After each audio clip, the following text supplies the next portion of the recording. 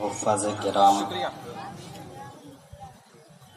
و جملہ اراکین بزم و سامعین اہل سنت، السلام علیکم ورحمۃ اللہ وبرکاتہ۔ وعلیکم السلام ورحمۃ اللہ وبرکاتہ۔ الحمد للمتوحد بجلالہ المتفرد وصلاته دوما على خیر الانام محمد والآل والاصحاب هم ما وایا عند شدائد۔ اما بعد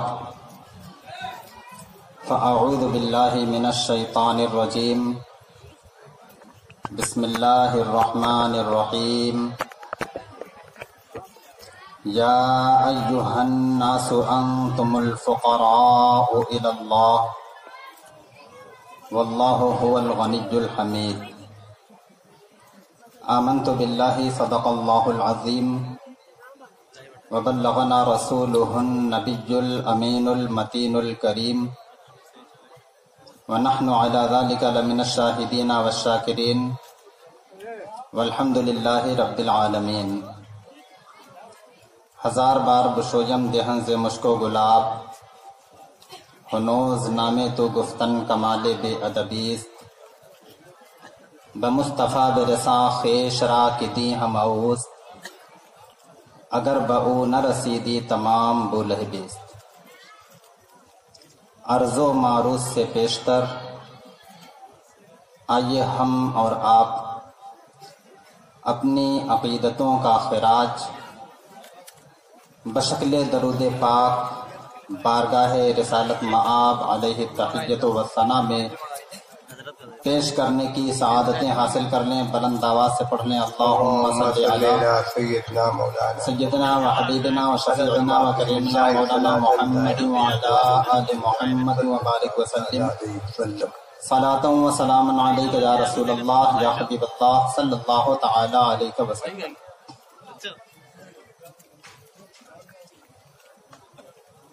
میرے بعد ابھی آپ کو یہ پروگرام مزید سماعت کرنا ہے۔ آپ حضرات بخوبی جانتے ہیں کہ یہ مقابلے کا پروگرام ہے، نعتیہ مقابلہ ہے، اور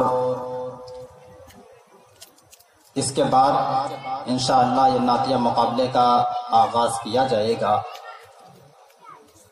چند لمحات کے لیے میں بھی حاضری کا شرف حاصل کر رہا ہوں۔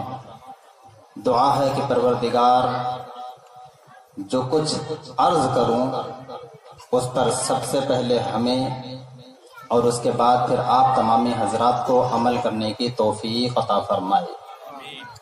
اس محفل پاک کو ہمارے اور آپ تمام حضرات کے لیے ذریعہ بخشش و نجات بنائے۔ ماشاءاللہ بہت کامیاب پروگرام آپ نے سجایا ہے۔ تھوڑی سی ذمہ داری کا ثبوت اور پیش کر دیں، جو بیچ بیچ سے کہیں شور شرابے کی آواز آ رہی ہے یا جو حضرات ادھر ادھر دوڑ بھاگ میں لگے ہوئے ہیں، انتظام کار میں ہیں اگر وہ تو اچھی بات ہے، لیکن اگر انتظام کاران میں سے نہ ہو تو وہ حضرات بھی تشریف رکھیں۔ زیادہ وقت نہ لے کر کے میں بس مختصر سے وقت میں گفتگو کو سمیٹنے کی کوشش کروں گا۔ بس اللہ تبارک و تعالی زبان پر کلمہ حق جاری فرمائے اور ہمیں اور آپ تمام حضرات کو عمل کرنے کی توفیق عطا فرمائے۔ قرآن مقدس کی بہت ہی مشہور و معروف آیت کریمہ ہم نے تلاوت کرنے کا شرف حاصل کیا۔ اللہ جل شانہ ارشاد فرماتا ہے، یا ایھا الناس انتم الفقراء الی اللہ، اے لوگو تم سب کے سب اللہ کی بارگاہ کے محتاج ہو۔ واللہ هو الغنی الحمید، اور اللہ ہی بے نیاز اور قابل تعریف ہے۔ آیت مقدسہ میں اللہ تبارک و تعالی نے دو چیزیں بیان فرمائی ہیں۔ ایک تو اللہ تبارک و تعالی کو چھوڑ کر کے پوری کائنات کے ذرے ذرے کی جو محتاجگی ہے اللہ تبارک و تعالی کی بارگاہ میں اللہ نے اس کو بیان فرمایا. اور دوسری چیز یہ بیان فرمائی کہ اگر کوئی ذات ایسی ہے کہ جسے کسی کا احتیاج نہ ہو، کسی کی محتاج نہ ہو، تو وہ ذات صرف اور صرف اللہ تبارک و تعالی کی ذات ہے. اس کے علاوہ کوئی بھی ایسا نہیں ہے جو بارگاہ پروردگار کا محتاج نہ ہو. زمین سے لے کر کے آسمان تک ہم جتنی بھی چیزیں دیکھتے ہیں، وہ چاہے بحر و بر ہو، چاہے خشک و تر ہو، چاہے شجر و حجر ہو، چاہے ارضیات ہوں، چاہے سماویات ہوں، زمین پر رہنے والے لوگ ہوں یا آسمان پر رہنے والے لوگ ہوں یا زمین کے اندر رہنے والی چیزیں ہوں، کوئی بھی چیز ہو، ہر چیز اللہ تبارک و تعالی کی محتاج ہے. کن چیزوں میں؟ اپنے وجود میں، کہ اگر خالق کائنات نے ان چیزوں کو وجود نہ بخشا ہوتا تو یہ چیزیں وجود پذیر نہ ہوتی. اپنی بقا میں، کہ اگر اللہ تبارک و تعالی ان اشیاء کے بقا کا سامان فراہم نہ کرے تو یہ ساری چیزیں فنا ہو جائیں، کوئی بھی چیز باقی نہ رہے. لیکن سب سے اہم چیز جو آیت مقدسہ میں بیان کی گئی وہ یہ بیان کی گئی کہ کائنات کی ہر چیز تو پروردگار عالم کی محتاج ہے. اللہ تبارک و تعالی کی بارگاہ میں ہر چیز کا احتیاج ثابت ہے. لیکن آیت مقدسہ میں اللہ تبارک و تعالی نے کسی اور چیز کے احتیاج کو نہیں بیان فرمایا. اگر اللہ نے بیان فرمایا ہے تو انسانوں کے احتیاج کو بیان فرمایا ہے. فرمایا یا ایھا الناس انتم الفقراء، کہ اے لوگو تم اللہ کے محتاج ہو. کیوں فرمایا؟ اس لیے کہ ہم بھی اللہ کے بندے ہیں، اللہ کی بندگی کرنے والے ہیں، اللہ کی عبادت کرنے والے ہیں. اللہ نے ہمیں ذی شعور بنایا ہے، ہم غور و فکر کر سکتے ہیں. اللہ نے ہمیں تدبر کی دولت سے مالا مال کیا ہے، ہم غور و فکر کر سکتے ہیں کہ اللہ تبارک و تعالیٰ کے ہم کتنی چیزوں میں محتاج ہیں. باقی کائنات کی کوئی چیز ہو وہ ذی شعور نہیں ہے، ذی روح نہیں ہے، لیکن ہم اور آپ ذی شعور ہیں اور ذی روح ہیں. اسی لیے اس آیت کریمہ میں اگر دیکھا جائے تو ایک طرف اللہ تبارک و تعالیٰ ہمیں غور و فکر کرنے کا حکم دے رہا ہے کہ اے لوگوں، اے انسانوں، تم ذرا غور کرو کہ تم کن کن چیزوں میں اللہ کے محتاج ہو. تمہیں ہر آن اور ہر لمحہ اپنا نفس جو ہے اللہ تبارک و تعالیٰ کی بارگاہ کا محتاج نظر آئے گا. تم اپنے وجود میں اللہ کے محتاج ہو. اگر اللہ نے تمہیں وجود نہ بخشا ہوتا تو تم وجود پذیر نہیں ہو سکتے تھے. اللہ نے تمہیں پیدا فرمایا، جب تم پیدا ہوئے اس وقت تمہاری کیفیت کیا تھی، اس وقت تمہاری حالت کیا تھی کہ تم اپنے آپ سے ایک کروٹ بھی نہیں لے سکتے تھے، اپنے آپ سے ہل بھی نہیں سکتے تھے، اپنے آپ سے کچھ کھا نہیں سکتے تھے. اللہ تبارک و تعالیٰ نے ماؤں کی چھاتیوں میں تمہارے رزق کا سامان فراہم کیا. دھیرے دھیرے اللہ تبارک و تعالیٰ نے تمہارے جسم میں اتنی قوت بخشی کہ تم بیٹھنے لگے. پھر رفتہ رفتہ وہ مقام آیا کہ تم کھڑے ہونے لگے، اپنے پیروں پر چلنے لگے. ہاتھوں پیروں میں اللہ نے توانائی عطا کی، جسم میں اللہ تبارک و تعالیٰ نے طاقت عطا کی، تمہیں سوچنے کا طریقہ، تمہیں سوچنے کی صلاحیت عطا فرمائی.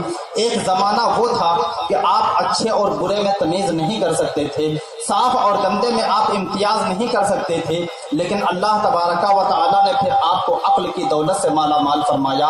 آپ اچھے اور برے میں شعور پیدا کرنے لگے، اچھے اور برے میں امتیاز پیدا کرنے لگے. اللہ تبارک و تعالیٰ نے اس طرح دھیرے دھیرے تمہارے بدن میں ایسی طاقتیں پیدا فرمائیں، ایسی قوتیں پیدا فرمائیں کہ تم بڑے بڑے کام انجام دینے لگے. ذرا غور کرتے رہے مسلمانوں کہ کون سا مقام آپ کی زندگی میں ایسا آیا ہے کہ جس مقام پر آپ اللہ کے محتاج نہ رہے ہوں، اور ہر مقام پر، جس مقام پر بھی ہم اللہ کے محتاج رہے ہیں، اللہ تبارک و تعالیٰ نے ہمیں اس مقام پر اپنی نعمت سے سرفراز فرمایا ہے، اپنی طرف سے انعام اور فضل الہی سے سرفراز فرمایا ہے. کوئی آن اور کوئی لمحہ ہمارا ایسا نہیں گزرا ہے کہ جس آن اور جس لمحے میں ہم اللہ کی نعمت سے سرفراز نہ ہوئے ہوں، اللہ کی نعمت سے ہم مالا مال نہ ہوئے ہوں۔ زندگی کے ہر آن میں، زندگی کے ہر موقع پر، زندگی کے ہر لمحے میں اللہ تبارک و تعالیٰ کی بے شمار نعمتیں ہمارے ساتھ رہی ہیں۔ ہم جہاں کہیں بھی محتاج نظر آئے ہیں، اللہ کی نعمتوں نے ہماری دستگیری کی ہے۔ اللہ نے اپنے انعامات کی بارشیں ہم پر کی ہیں۔ اللہ نے ہمیں سوچنے سمجھنے کی صلاحیت عطا فرمائی ہے۔ اللہ نے ہمیں دیکھنے کی قوت عطا فرمائی ہے۔ ہم چلنے کے لیے پیروں میں طاقت کے محتاج تھے، اللہ نے ہمارے جسم میں طاقتیں پیدا فرمائی۔ پکڑنے کے لیے ہاتھوں میں طاقت کے محتاج تھے، اللہ نے ہمیں طاقت عطا فرمائی۔ سوچنے کے لیے ہم عقل کے محتاج تھے، اللہ نے ہمیں عقل عطا فرمائی۔ جتنی چیزوں کا احتیاج تھا اللہ تعالیٰ نے ہمیں ساری چیزیں عطا فرمائی ہیں۔ ہمارا پروردگار کتنا بڑا نعیم ہے، کتنا بڑا منعم ہے کہ اللہ تبارک و تعالیٰ ہمیں ہر قدم پر نعمتوں سے نواز رہا ہے، ہر گام پر ہمیں اپنے فضل سے نوازتا چلا جا رہا ہے۔ ایک زمانہ پھر وہ آنے والا ہے کہ جب ہمارے بدن کی طاقتیں کمزور ہو چکی ہوں گی، جب ہمارے بدن کے قوا اور ہمارے اعصاب جو ہے جواب دے چکے ہوں گے۔ دھیرے دھیرے وہ زمانہ آئے گا کہ ہم اپنے بستر پر لیٹ چکے ہوں گے اور ہمارے بچوں نے بھی ہم کو خیر بات کہہ دیا ہوگا، باہر کے کمرے میں ڈال دیا ہوگا، صبح شام صرف کھانا پہنچا دیا جائے گا، دن بھر بچے اپنے کاروبار میں مصروف رہیں گے، ہم سے کوئی بات کرنے والا بھی نہ ہوگا۔ اللہ تبارک و تعالیٰ اس کے بعد ہمیں موت عطا فرمائے گا۔ ذرا سوچیں کہ موت بھی اللہ تبارک و تعالیٰ کی نعمت ہے۔ کیوں؟ اس لیے کہ جب بندہ ایسے عالم میں پہنچ جائے کہ جب اس کا کوئی پرسان حال نہ ہو، پڑا ہوا ہے تو پڑا ہوا ہے، کوئی اس سے بات کرنے والا نہیں ہے، کوئی اس کی طبیعت پوچھنے والا نہیں ہے، کوئی اس کی حالت کے تعلق سے استفسار کرنے والا نہیں ہے، جب کوئی بندے کو پوچھنے والا نہ رہ جائے، شاعر نے کہا ہے وما للمرء من خیر وما للمرء فی خیر حیات اذا ما عد من سقط المتاع۔ شاعر کہتا ہے کہ انسان کی زندگی میں اس وقت بھلائی نہیں رہتی ہے جبکہ وہ گرا پڑا ہوا سامان شمار کیا جانے لگے۔ تو جب انسان ایسے عالم میں پہنچ جائے کہ جب اس کا کوئی پرسان حال نہ ہو، اب بندہ کیا کرتا ہے؟ اس کو کوئی پوچھنے والا نہیں ہے۔ اپنے بیٹوں کو دیکھ رہا ہے، وہ آتے ہیں گھر چلے جاتے ہیں، صبح ہوتی ہے پھر اپنے کاروبار کے لیے نکل جاتے ہیں، بچے بھی اس کی خیریت پوچھنے والے نہیں ہیں۔ اللہ فرماتا ہے ثم اماتہ، کہ پھر اللہ نے تمہیں موت عطا فرمائی۔ یہ موت بھی کیا ہے؟ اللہ کی نعمت ہے۔ کیوں؟ اس لیے کہ اگر اللہ موت نہ عطا فرماتا تو تمہارے جسم کی طاقتیں جواب دے رہی تھیں، تمہارے جسم کی قوتیں جواب دے رہی تھیں۔ ایک زمانہ وہ آتا کہ تمہارا کیا حال ہوتا تم خود نہیں سوچ سکتے تھے۔ اللہ تبارک و تعالیٰ نے تمہیں ایسی حالت سے بچایا اور تم کو موت جیسی نعمت سے سرفراز فرمایا۔ اب انسان مر جاتا ہے، اس کے بعد کیا حال ہے اس کا؟ کہ مرنے کے بعد انسان کا جسم گل سکتا ہے، انسان کا جسم سڑ سکتا ہے۔ انسان کو اگر اللہ تبارک و تعالیٰ نے قبر جیسا عظیم گھر نہ عطا فرمایا ہوتا تو انسان کبھی کیڑوں کا شکار ہو رہا ہوتا، کبھی پرندوں کا شکار ہو رہا ہوتا، کبھی اس کو کتے نوچ رہے ہوتے، کبھی اس پر مکھیاں لگ رہی ہوتی، کیا حال ہوتا؟ بدبو آ رہی ہوتی، لوگ ناک بند کر کے گزر جاتے۔ اللہ فرماتا ہے فَأَخْبَرَ، کہ اللہ تبارک و تعالیٰ نے تمہیں مرنے کے بعد قبر جیسے عظیم مکان سے سرفراز فرمایا۔ کہنے کا مطلب یہ ہے کہ ہم اللہ کے محتاج ہیں، لیکن اللہ تبارک و تعالیٰ ہمارے اس احتیاج کو کیسے دور فرما رہا ہے اور ہمارے اس احتیاج میں کیسے کام آ رہا ہے۔ اللہ تبارک و تعالیٰ کا فضل، اس کی نعمتیں ہر گام ہم پر برستی ہوئی نظر آ رہی ہیں۔ ہر وقت اللہ تبارک و تعالیٰ کی نعمتوں کا دامن ہم تھامے ہوئے نظر آ رہے ہیں۔ اللہ کے فضل سے ہم کبھی محروم نہیں ہو سکتے ہیں۔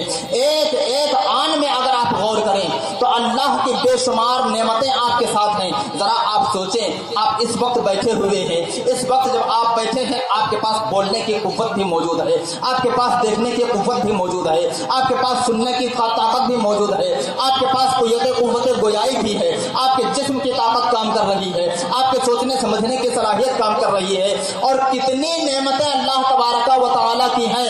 اللہ خود فرماتا ہے وَإِن تَعُدُّوا نِعْمَتَ اللَّهِ لَا تُحْصُوهَا، کہ اے لوگوں اگر تم اللہ کی نعمتوں کو شمار کرنا چاہو تو تم اللہ کی نعمتوں کو شمار ہی نہیں کر سکتے ہو۔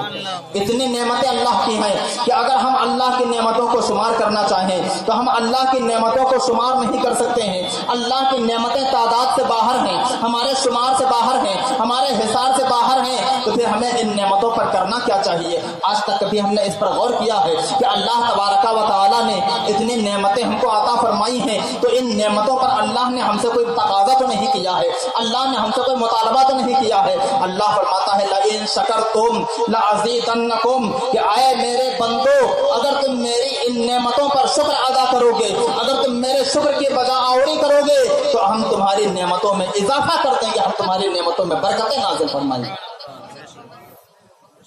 تو اللہ کی اتنی نعمتیں ذرا سوچیں, آپ غور کریں, ایک مثال کے دائرے میں آئیں کہ اگر آپ کا کوئی پڑوسی ہو یا آپ کا کوئی رشتہ دار ہو, آپ کے ساتھ وہ احسان کر دے, آپ کے ساتھ وہ کوئی بھلائی کر دے, آپ بہت بڑی مصیبت میں گرفتار ہوں اور وہ آئے آپ کی اس مصیبت کو دور کر دے, تو ہم اور آپ زندگی بھر اس کا احسان مانتے ہیں.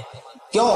کیونکہ ہم جانتے ہیں کہ یہ وہی شخص ہے جو ہماری مصیبت میں کام آ چکا ہے, اور ہم سے اور ہماری امیدیں اس سے وابستہ ہوتی ہیں کہ اس شخص سے ہمیں امید ہے کہ آئندہ جب کبھی ہم گرفتار مصیبت ہوں گے تو یہ بندہ ہمارے کام آئے گا. لیکن یہ صرف امیدیں ہیں, امیدیں منقطع ہو سکتی ہیں, امیدیں ٹوٹ سکتی ہیں. یہ کوئی ضروری نہیں ہے کہ وہ بندہ ہمارے ایک بار کام آ گیا ہے تو ہر بار وہ ہمارے کام ہی آتا رہے. ایک بار اگر اس نے ہماری دستگیری کر دی ہے تو ہمیشہ وہ ہماری فریاد رسی کرتا رہے, یہ کوئی ضروری نہیں ہے. لیکن ہم اور آپ جانتے ہیں کہ ہمارے پروردگار نے ہم سے وعدہ فرمایا ہے ان اللہ لا یخلف المیعاد, کہ اللہ وعدہ خلافی نہیں فرماتا ہے. ہم دنیا داروں کی تو بات نہیں کر سکتے ہیں کہ وہ آئندہ ہماری کسی مصیبت میں کام آئیں گے کہ نہیں آئیں گے, لیکن اللہ نے وعدہ فرما رکھا ہے لئن شکرتم لازیدنکم, کہ اگر تم ہمارا شکر ادا کرو گے تو ہم تم پر نعمتوں کا مزید نزول فرمائیں گے, ہم تمہیں مزید نعمتوں سے نوازیں گے. اللہ تبارک و تعالیٰ کا یہ وعدہ برحق ہے. اگر ہم اس کی نعمتوں کا حصول چاہتے ہیں, اگر ہم اس کی نعمتوں کو حاصل کرنا چاہتے ہیں تو ہم پر ضروری ہے کہ ہم اللہ تبارک و تعالیٰ کی نعمتوں کا شکریہ ادا کریں, اس کے شکر کی بجا آوری کریں, اس کی بارگاہ میں اپنے سر نیاز, اپنے سر عاجزی کو, اپنے سر کو جا کر کے اللہ تبارک و تعالیٰ کی بارگاہ میں جھکائیں. کیونکہ جب اللہ تبارک و تعالیٰ کی بارگاہ میں ہم اپنے سر کو جھکائیں گے تو پروردگار عالم نے یہ وعدہ کر رکھا ہے کہ اللہ تبارک و تعالیٰ تمہاری نعمتوں میں اضافہ فرمائے گا, تمہاری نعمتوں میں برکتیں اتارے گا. تو اللہ کا یہ وعدہ حق ہے, اللہ ضرور برکتیں عطا فرمائے گا. تو ہم پر لازم ہے کہ اللہ تبارک و تعالیٰ نے ہم پر اتنی نعمتیں نازل فرمائی ہیں, ایک ایک وقت میں, ایک ایک آن میں ہم بے شمار غیر محصور نعمتوں کے تلے دبے ہوئے. تو ہم پر بھی لازم ہے کہ جو ہمارا پروردگار ہم پر اتنے انعامات فرما رہا ہے, ہم پر اس کے اتنے کرم نوازیاں ہیں, تو ہم پر بھی یہ لازم ہوتا ہے کہ اللہ تبارک و تعالیٰ نے ہم سے کوئی تقاضا تو نہیں فرمایا ہے, اللہ نے ہم سے کوئی حکم تو نہیں, اللہ نے ہمیں کوئی حکم تو نہیں دیا ہے. کیوں؟ اس لیے کہ اگر کوئی دنیا دار ہم پر ایک بار احسان کر دے اور پھر وہ کسی چھوٹے بچے کو آپ کے گھر بھیج دے کہ جاؤ فلاں آدمی سے کہہ دو کہ فلاں صاحب نے بلایا ہے, تو اگر کوئی چھوٹا سا بچہ بھی آ کر کے آپ سے کہے کہ فلاں صاحب آپ کو بلا رہے ہیں تو آپ کو فوراً اپنا سابقہ احسان یاد آ جائے گا. آپ فوراً یاد کریں گے کہ ہاں ہمیں اسی بندے نے بلایا ہے جو ہماری اتنی بڑی مصیبت میں کام آیا تھا, جس نے ہماری اتنی بڑی مصیبت دور کی تھی, اتنی بڑی مصیبت ہم سے ٹالی تھی, ہم کو وہ بلا رہا ہے. آپ فوراً اپنے تمام مصروفیات کو چھوڑ کر کے, اپنی تمام مشغولیات کو پس پشت ڈال کر کے اس بندے کے پاس فوراً پہنچ جائیں گے کہ ذرا بتاؤ اس ناچیز سے تمہیں کیا ضرورت پیش آ گئی ہے, اس عاجز سے تمہیں کیا کام لگ گیا ہے, تم نے اتنا ارجنٹ ہم کو بلا لیا.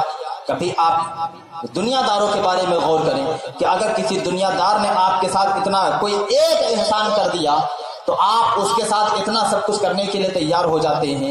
لیکن جو پروردگار ہم پر ہر آن رحمتیں برسا رہا ہے, ہر آن اپنی رحمتیں ہم پر لٹا رہا ہے, ہر آن اپنی نعمتوں سے ہمیں مالا مال کیے ہوئے ہے.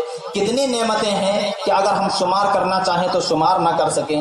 وہی پروردگار ہمیں حکم عطا فرماتا ہے اقیم الصلاۃ, کہ اے میرے بندو نماز قائم کرو.